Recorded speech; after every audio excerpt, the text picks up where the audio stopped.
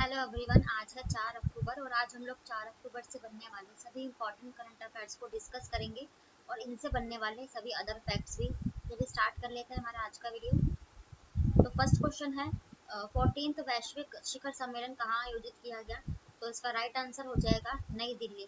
और ये global summit है। आप लोग जानते हैं G20 की अध्यक्षता अभी इस बार भारत ने की है।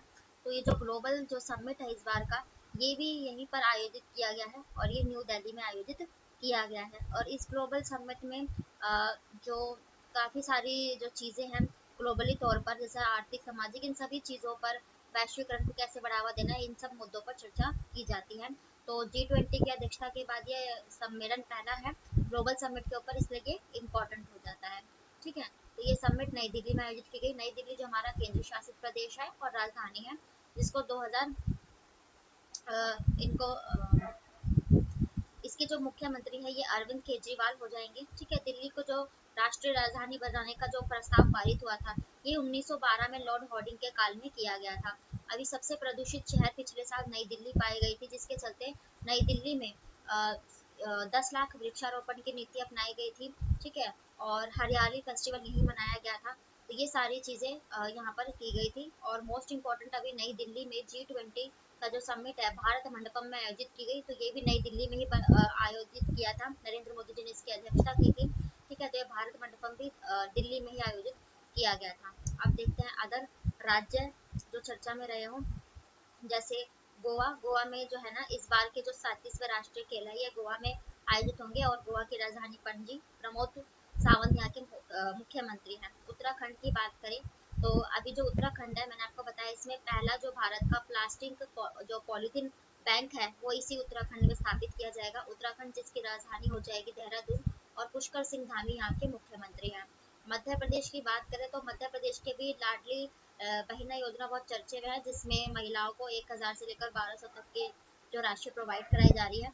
तो मध्य प्रदेश की राजधानी हो जाएगी ये भोपाल और शिवराज सिंह चौहान यहाँ के मुख्यमंत्री हैं।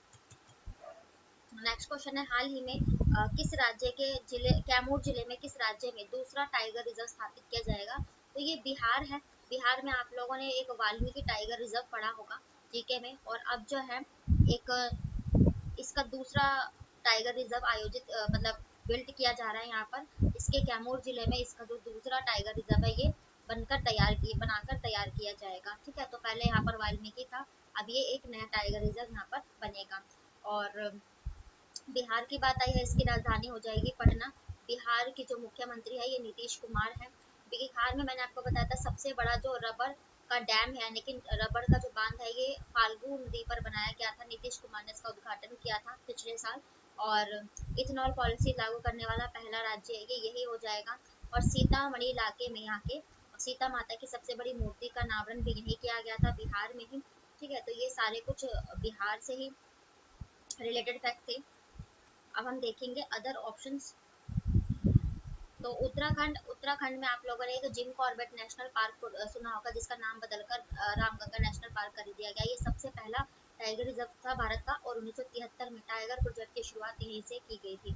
और उत्तर प्रदेश की बात करें तो उत्तर प्रदेश में अभी आप लोगों को पता है इसका जो 53वां टाइगर रिजर्व बना था भारत का, पूरे भारत का 53वां टाइगर रिजर्व ये उत्तर प्रदेश का रानीपुर टाइगर रिजर्व ही बना था। मध्य प्रदेश की बात करें तो अभी मध्य प्रदेश का 54वां टाइगर, हमारे भारत का 54वां टाइगर रिजर्व ये मध्य प्रदेश का दुर्गावती टाइगर रिजर्व बना है। और मध्य प्रदेश का ये 7वां टाइगर रिजर्व है। ये अभी हाल ही में मैंने आपको कराया था। अब देखते हैं नेक्स्ट क्वेश्चन। नेक्स्ट क्वेश्चन है, हाल ही में नॉर्मन ई बॉर्लेग पुरस्कार से किसे सम्मानित किया गया है। तो ये स्वाति नायक को किया गया है। ठीक है। स्वाति नायक।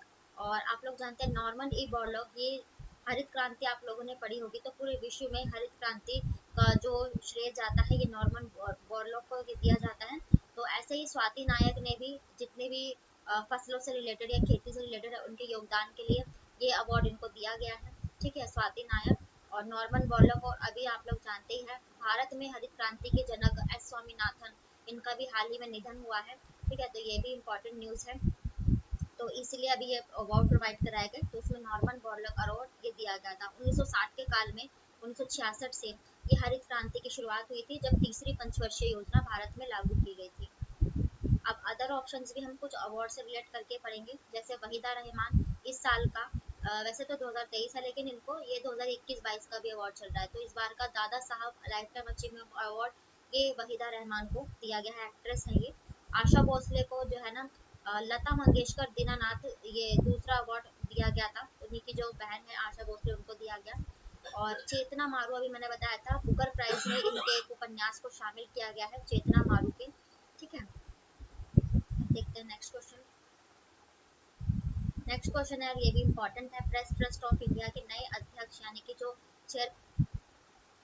चेयरमैन है ये बन गए हैं के एन संता कुमार। और ये जो के एन संता कुमार है ये भी हाल ही में नियुक्त किए गए हैं इसमें। ठीक है, ये है के संता कुमार, इसमें आपको सिर्फ इनकी नियुक्ति और इनका जो है नाम याद रखना है। ठीक है, ट्रस्ट ऑफ इंडिया के बने हैं, इसका जो हेडक्वार्टर है प्रेस ट्रस्ट ऑफ इंडिया का ये न्यू दिल्ली में हो जाएगा। ठीक है, और अदर ऑप्शंस भी हम कुछ नियुक्तियों से रिलेट करके पढ़ेंगे, जैसे अभी राष्ट्रपति जगदीप धनखड़ के चर्चे में थे, क्योंकि हमारी जो संसद भवन नया संसद भवन बनी है जिसका आकार त्रिकोणमितीय है, मैंने आपको बताया था।